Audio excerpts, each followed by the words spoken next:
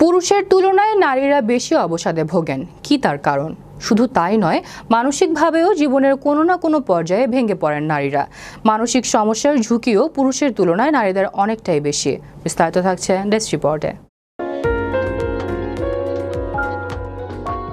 শারীরিক সমস্যার মতো মানসিকভাবেও জীবনের কোনো না কোনো পর্যায়ে ভেঙে পড়েন নারীরা। এতে বাড়ে ডিপ্রেশন। এটি এমন একটি মানসিক ব্যাধি যা মানুষকে আত্মহত্যার দিকেও প্ররোচিত করে। বিভিন্ন গবেষণায় দেখা গেছে মানসিক সমস্যার ঝুঁকি পুরুষের তুলনায় নারীদের অনেকটাই বেশি।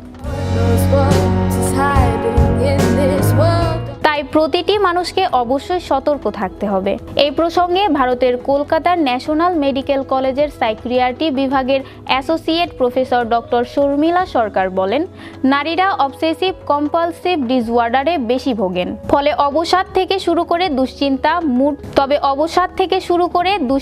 মুড চেঞ্জ হওয়া অনেকটাই বেশি দেখা যায়। তবে সিজোফ্রেনিয়া রোগটি কিন্তু নারী পুরুষ উভয়ের মধ্যেই দেখা দেয়। নারীরা হলেন মাল্টিটাস্কার। একদিকে সংসার সামলানো থেকে শুরু করে অন্যদিকে অফিসও করতে হয় তাদের। যেখানেই থাকুক না কেন একসঙ্গে অনেক বিষয় ঘুরছে মাথায়। এই বিষয়গুলোই অনেক সময় সমস্যা তৈরি করে। এছাড়া নারীদের শরীরে হরমোনের বিশেষ প্রভাব আছে। এই হরমোনজনিত কারণেও নারীদের ডিপ্রেশন দেখা দেয়। আবার পিরিয়ডসের আগে ও পরে নারীর শরীর ও মনে বিশেষ কিছু পরিবর্তন হয়। সেই বিষয়টিও সমস্যা তৈরি করে। গর্ভকালীন সময়েও নারীর শরীরে দেখা দেয় নানা পরিবর্তন। এই সময় শরীরে এমন কিছু পরিবর্তন ঘটে যার থেকে সমস্যার তৈরি হয়। এক্ষেত্রে বারবার মুড চেঞ্জ হয়।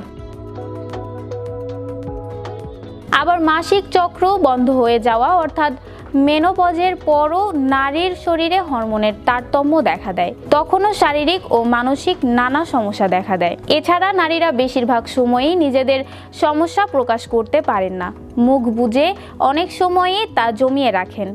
এর প্রভাব পড়ে মনের উপর, যা একসময় ডিপ্রেশনের রূপ নেয়। এ বিষয়ে ডক্টর শর্মিলা জানান, এ সমস্যা দূর করতে নারীদের আরও বেশি স্বনির্ভর হতে হবে। ঘরবন্দি না থেকে পৃথিবীর স্বাদ নিতে হবে। নিজের মনের মতো করে জীবন উপভোগ করতে হবে। তবেই মনের স্বাস্থ্য ভালো থাকবে। আর যে কোনো সমস্যা দেখা দিলে চিকিৎসকের পরামর্শ অবশ্যই নিতে হবে। নিশাত তাসনিম রাকা, বিশ্ব বাংলা 24, বিনোদন ডেস্ক।